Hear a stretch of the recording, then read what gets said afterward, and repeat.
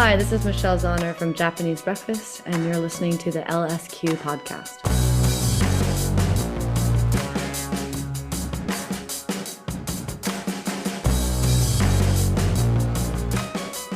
Hey, it's Jenny Elliskew. Welcome to episode 88. Thanks for pressing play, and it was a thrill to get to interview Japanese Breakfast's Michelle Zauner.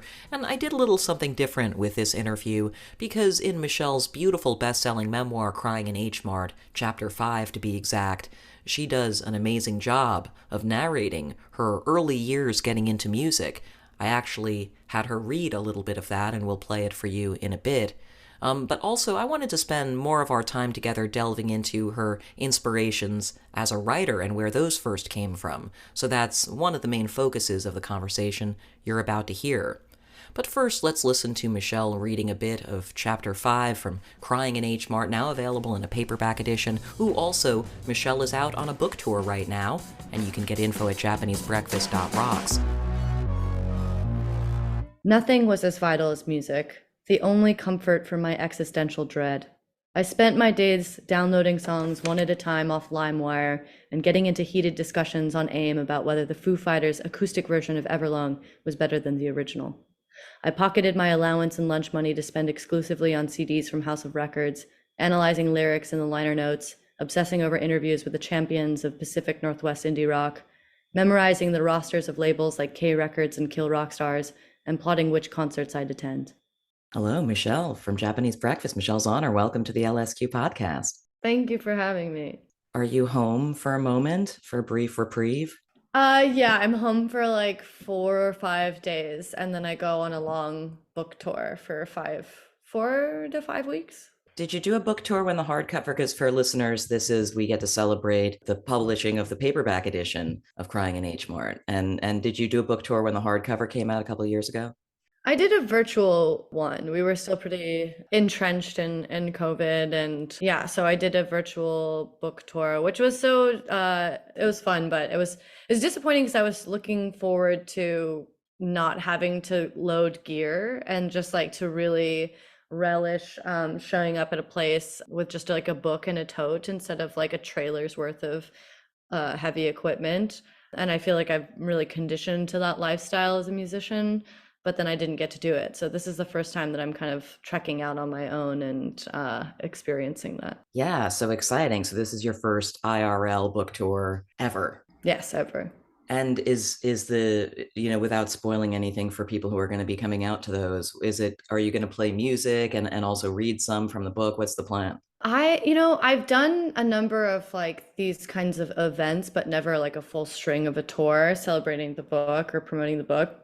But I imagine that most of these will be like moderated conversations and signings. I think I would like to read. Weirdly, people rarely ask me to, even though I feel like that's such a special part of something that I enjoy when I've gone to readings. So I imagine there'll be a short reading and it'll be mostly like a moderated conversation. I used to be like vehemently against the idea of like doing music and book stuff in the same kind of event because I never wanted to feel sort of like a dancing monkey, like everything show. That's not to say that but now Fair. that like No, fair. enough, yeah, like, and I can do this. Yeah, I think I'm more open to it now that I'm like less precious about these two things being separate identities, I guess. But yeah, for this, I am not doing that. Yeah, I mean, it's interesting because when you wrote this book, so what year is that you started to actually write this? So my point being, a lot has changed since then, not just that then then you're publishing the book and now we're in a pandemic and the layers of context that you have now for the experience of Japanese Breakfast and the experience of Michelle just doing what feels like the things you want to make. Like, I'm sure you think about it a lot differently now than you did at the inception of like writing this book. Oh, definitely. My friend got like a Facebook reminder of something I posted on my status of like things that I was really excited about in like 2018 that all just seem like really pathetic now. Like it was like I got interviewed for like a Marvel digital interview, like digital video, and I got to like basically like my sites of like the things that I was contributing two were like much lower. But yeah, I mean, it's really sweet because I think, it's all relative. Like I never anticipated I would be doing what I'm doing now, and but it all kind of came in stages, so it's fun to watch happen and look back on things like that. But yeah, what year, sorry, what year was it that you undertook to write Crying in H Mart? So I would say probably like the initial seed of the idea came in like late 2015, early 2016, and it was an essay that was a little bit more lighthearted, and it was not even what was published in the New Yorker. It was this piece called Love, Loss, and Kimchi that won Glamour magazine's essay of the year, and it was focused more on my experience learning how to cook Korean food through this Korean YouTube vlogger. It's kind of like a Korean Julie and Julia story. And that sort of opened me up to realizing that there was a much bigger story there that I kind of needed to tell for myself, that was very cathartic and therapeutic in this way that music had sort of failed to suddenly be for me. And so yeah, I think I started working on it in earnest probably like on and off for like from 2016 to 2020. It's interesting because on this show and this series, like the thing specifically that I tend to focus on with people is a section of their lives that is covered in chapter 5 of Crying in H Mart. Um, and I don't want to go, just sort of tread over that stuff and do spoilers for people who haven't read the book yet, but I do want to dial in on some of the stuff between the lines there of just things that I'm just like want to know more about. And so we're going to get to that. But first, I want to instead explore a little bit of the writer you and that same kind of what was the era of discovery, a la sort of chapter 5, where you talk about your falling in love with music and becoming obsessed with music and those sorts of things, which we'll get to later. But like, how did you find and fall in love with kind of the writing impulse within you? How old were you when that first sparked? That's a great question. I feel like I was a very imaginative kid, I probably like played sort of like imaginary pretend games like for longer than I should have as a kid. And I had like the impulse to come up with these types of like scenarios at a pretty young age, like probably third to like sixth grade. And then I would say I started writing in like school newspaper and sort of finding my voice, probably in like sixth grade, and kept with it through high school, and was a part of like a local newspaper column. And I had, I felt like I had a sense of like pathos in my writing that came kind of naturally.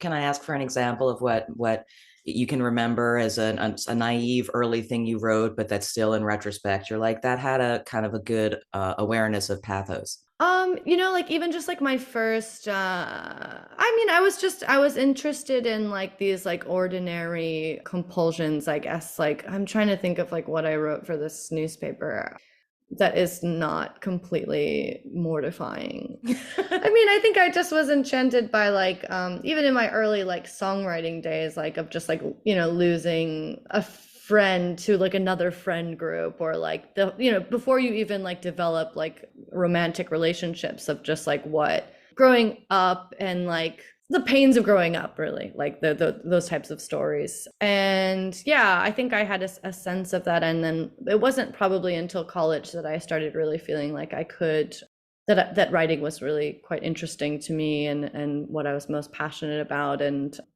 yeah, weirdly, and I've said this before, but I felt like the my ambition to be a writer was somehow loftier and more impossible than my ambitions to become a musician, because I felt like the DIY infrastructure of doing music on a smaller level felt way more accessible to me, just by nature of like being a kid and going to house shows and like going to clubs and knowing bookers and learning how to do all that kind of stuff yourself. That sort of DIY infrastructure maybe exists in the literary world, but it's like so much more uncool, I think. And like, Wow, you yeah, know, that's so interesting. Also in the internet era, I'm sure they're both kind of different. totally. So this was like before, I mean, I guess now you could like write essays and there are more sort of channels to get those kinds of things published. So that is like horrific to me for a whole another set of reasons. But At the time I was like the kind of, I thought I wanted to be maybe a fiction writer. When I was in creative writing courses in college, I thought I would love to write a collection of short stories or a novel someday. I never thought I would ever write nonfiction. But yeah, like that kind of ambition was felt like much more out of reach than playing music in a way, which I think a lot of people have a hard time believing, but is how I feel about it. So that was kind of like put aside and didn't get picked back up until much later. Did you begin after the book was going to be published and you were now officially kind of welcomed into this realm, start to think about other writing projects of that ilk or what you might want to do next, fiction or nonfiction? Does it feel now like this is a zone you're going to pursue? Yeah, I think that it gave me a great courage that I could handle navigating large creative projects. And that was a tremendous gift for sure. I am like dreading the moment where I fall from that place and have to experience my first like real failure in that world, and I'm sure that it will happen. But yeah, it gave me great confidence and just like, well, just by nature of like having completed a book, I feel like I can take on any, like, I mean, I don't think that there is a greater project that took so many years and so much agony and so much of my time and mental space to complete. So I definitely feel like after having done that, I'm really looking forward to taking the sort of lessons that I learned from that into my next project. So my next, right now I'm like really in the trenches of finishing this screenplay adaptation, which is its own nightmare. But the next book I want to write is I'm going to begin next year. I'm moving to Korea for 1 year. January 1st to December 31st, and I'm going to study the language. And I think it felt like a really natural follow up to Crying in H Mart, because it kind of felt like, Crying in H Mart was especially hard because there was so much like rooting around in the past and trying to remember things. That was the most challenging part. And so to have a project in which I'm focused on just what is happening every day and it's sort of writing itself, hopefully, about documenting learning the language, because I sort of feel like if I don't turn that into a project, it's something that might never happen for me, and has become very special and important for me to explore. So I think that will be my next. I know that will be my next writing project, and then after that, I truly don't know. I'm intrigued by the year you're going to spend in Korea. Is going to be a great opportunity to like discover a bunch of Korean music that Mm-hmm. you haven't heard before that you've been meaning to listen to. And I fucking forget the name of the like rock and roll band, the Korean rock and roll band that you referred to kind of discovering. Oh What yeah. So there is a man named Shin Jung-hyun who is kind of like the Phil Spector, without the drama, who like wrote all of these songs for like 60s girl groups and kind of Motowny sort of like Korean bands. And one of those bands was called the Pearl Sisters, and they did a song called Coffee Hanjan that I later learned was like my mom and my aunt's like karaoke go-to, which was sort of a sweet discovery. And then there's also this really beautiful song called Hennim by this woman named Kim Jung-mi that he wrote for her that is so special and was like a really big takeaway from the last time I went to Korea. And I talk about that in the book as well. But yeah, I'm sort of in this special place with Korea now where like it's very different from the Korea that my mom introduced me to, in my childhood, where you're just sort of like blindly like following along. It's like it has to be like my version of Korea. And part of that is like she obviously wouldn't have known of like the sort of artsy districts and the indie bands and like the clubs and bars that you would go to. And now that I'm in my 30s, I'm kind of discovering those places on my own. And it's sort of this new way to interact with this country that I was born in. Yeah, do you have some early discoveries like that you're excited to return to that's like, yeah, where does one go if one is looking for the indie shit? Yeah, so like we always play in Hongdae, which is like a neighborhood in Korea that's like near the art school, the college, and so all of the venues are there, and there's a lot of like buskers and musicians that hang out in studios. And one of the people I met was this woman So Yoon, who has this band called Sesonyeon, and we did a Korean version of Be Sweet together, and she is like the most incredible guitar player I know. Like she is just like she's so young and has so much like confidence and bravado, and it's just like can shred. It's amazing. And we became friends. And there's also this amazing woman named Idang, and she makes like this beautiful, like folky political music, and she always brings on like this huge choir with her and does like a lot of like kind of performance art elements and stuff like that. So yeah, those are a couple of discoveries that I made. I'm sure I'll make a lot more, and I'm really looking forward to it because like getting to interact with Korea, that part of Korea is very new and different for me and really fun because I've always felt like those things were kind of mutually exclusive. Yeah, in the book you talk about growing up and beginning to really delve into music as a way to kind of craft your own world, that was completely its, its own separate thing. And the, the arc that that takes is familiar to some of it's so familiar to me, having also being like an indie fan and like having some of the same touch points, even though I'm older than you are. So I wanted to dig in on some of those things a little bit more specifically. To start with, tell me a little bit about House of Records, which you refer to as, I guess that was the record store you'd go to. What was that like? Yeah, it was right by the Circle K across from, I forget, the Full City Coffee, I think. Yeah, I remember, I don't even know if I want to bring this up. Yeah, it was like the cool kid record store that, you were just like kind of in the same way that you're like, terrified to go into a music store, like a guitar shop, you're also kind of like worried that every record that you bring to the table is going to be like judged really harshly. It's a small, it like looks like it's inside of a house, and yeah, it was a great place to get records. Yeah. Were there, who was did you have a Sherpa for like indie music, who is someone, another kid at school or something like that? Because obviously as people who've read the book know, you were living out kind of in the middle of nowhere and I had no siblings. Yeah. siblings. So yeah, were there other kids who kind of were like, go to House of Records, it's weird, but you'll like it? Yeah, definitely. I had a few people like that in my life. I mean, I think by nature of like growing up in a small Pacific Northwest town, like it has like an indie vibe. Like we were, I feel like when I moved to the East Coast, I realized like how different like the regions are. Like, all of those people kind of came up more on like emo and hardcore, and we just like didn't have those scenes. We were like soft indie people listening to like Elliott Smith and Built to Spill.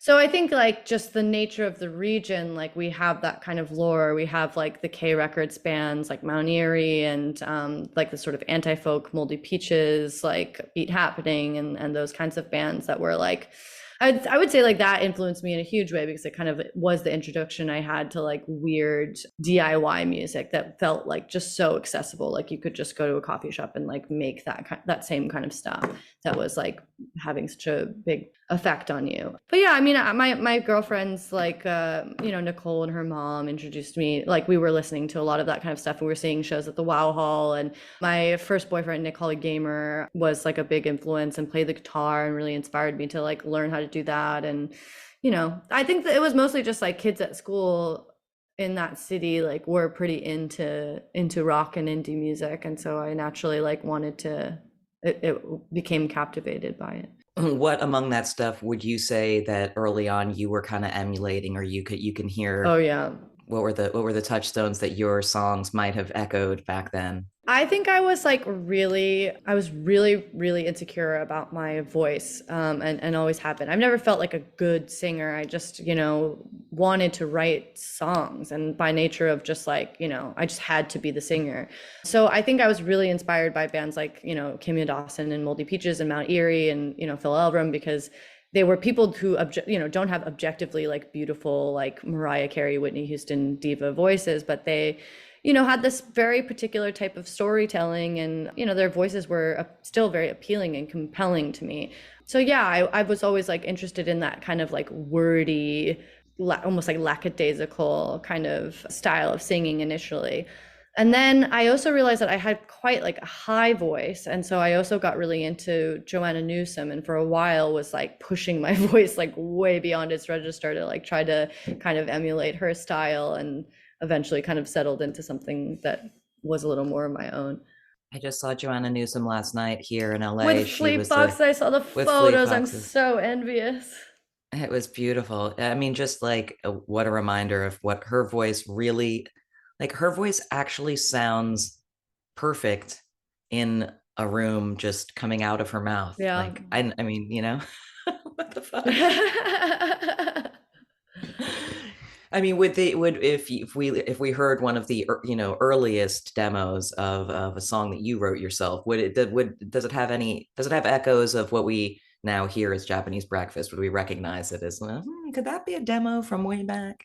Or Um, what do you think are the sort of what do you think are some of the elements that of yeah of your that you still have retained of kind of a recognizable sound? I mean, I think that like lyrically, they are probably the most consistent. I mean, what fascinated me in my writing at a young age is very similar to what fascinates me still as a writer now. Early on, I was doing a lot of like, I mean, when I first started learning the guitar, I learned how to finger pick like pretty early on. So I was doing a lot of that, and that sort of makes its way into what I'm doing. But I mean, yeah, it's I feel like I've always had like kind of like an indie sound, and that's definitely remained pretty consistent. Did you go through a phase where you got like sort of more focused on practicing technique and like, really, because you talk in the book about sort of those early record, what's the name of the music store, the Guitar Center adjacent Yeah, the kind of lesson music lessons factory. plays as a starting point. But yeah, did you ever get into a deep dive of just like technique and shredding and that kind of shit? Not really. I was definitely, always interested in music from like a songwriting perspective. Like I never was really interested in becoming. I just am so impatient, you know. I'm most excited about like bringing an idea to life more so than like becoming really good at a skill to like my detriment, you know. It's something as I get older that I really want to push myself and feel like it's important for my songwriting now to learn more about theory and becoming like a better guitar player, a better musician in general, a better producer. But when I was younger, it wasn't. My main interest was always just like I want to write songs. I want to write like I'd rather like spend my time writing 100 songs than like learning how to shred really well for the next year. You know, that was sort of like how I always looked at it. Yeah, and I mean, as you say, when we are talking earlier about like looking back at notes from 2018 and realizing like how irrelevant some of that seemed, then it just must evolve so much over time. I mean, I would assume that the modern sound of Japanese breakfast is includes so many things that if you had to write a list, if you had to confidently describe back when you started it, I'm assuming it's ended up going places you never would have expected sonically. Oh, definitely. I mean, I think that's the best feeling is pushing yourself into a place that you didn't even realize you had in you. And I think that that's what I'm always chasing as a musician. Certainly, it's just like I want to surprise other people, and I also want to surprise myself. And there are certainly different songs over the course of the last 10 years that have pushed me in that direction. You mentioned in the book your admiration for Karen O, and I know that that's something that you've gotten to talk about with her in more recent years. And also, there's another moment where you talk about, I forget what the reference was to Lana Del Rey, but something that endeared her to you. I'm just intrigued now. Obviously, you're a very high profile artist at this point, and you've had to deal with a lot of a different kind of scrutiny and fame than you had when you were even just writing the book not that long ago. What do you know now about what it is to be even just say a woman doing those things successfully in music that you didn't know then?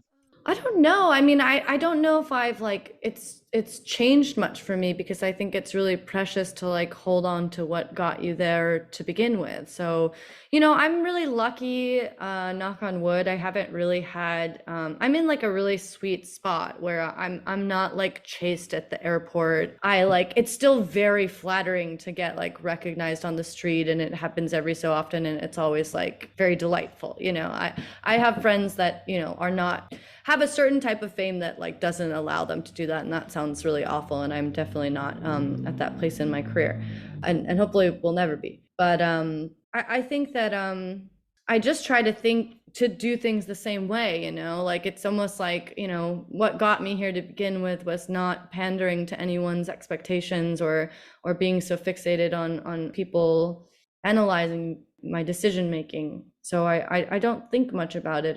I don't think. I mean, certainly, like, I'm less active on Twitter than I used to be, like, or I used to like get really drunk and like go on Instagram Live, and I don't do that anymore. That's probably for the best. I'm not really missing out on anything by doing that. I think I'm just a little more cautious about like flippant opinions I might have shared with the world, though I still obviously do that occasionally and get in trouble for it. But probably also like less of giving a fuck about what other people think. I mean, it gives you a certain confidence, certainly. Like, I think so much of being a creative person is like feeling like you're insane. And then to finally be validated and be like, no, those impulses are real and like productive and resonate with a lot of people. And special, and yeah, special, and people like it. It feels really good, and I can't lie. It's only given me more confidence, honestly, to pursue like what's next and to trust in my intuition, and that is a wonderful gift. But yeah, I mean, I think that the only real change is like I do like, and this is a good thing. I think about what people might expect from me, like a bigger picture, and I love to do like the sort of opposite of that, or surprise people with something very different, and that's sort of a fun way to interact with it, I think. And I know this summer you're doing a bunch of touring, Japanese breakfast touring. Is there any new music in the works? Yeah, I've been working on new music. I definitely think, at least for the later shows, like at least in like maybe September, October, I'll definitely start incorporating some new material, which will be fun. Ooh, exciting. Yeah. No one, the band doesn't even know that, but it's like, what that's like, what I intend to do. Yeah. Well, thank you so much for making time to get together with me to talk. Thank you. This was so lovely. And thank you for the thoughtful questions. All right, thanks again to Michelle, and if you want to see the upcoming dates on her book tour or upcoming Japanese breakfast dates, because there are shows this summer, get over to japanesebreakfast.rocks, and you can find other episodes of the LSQ podcast at jennylsq.com, and find me on social platforms at jennylsq. I'll talk to you next time.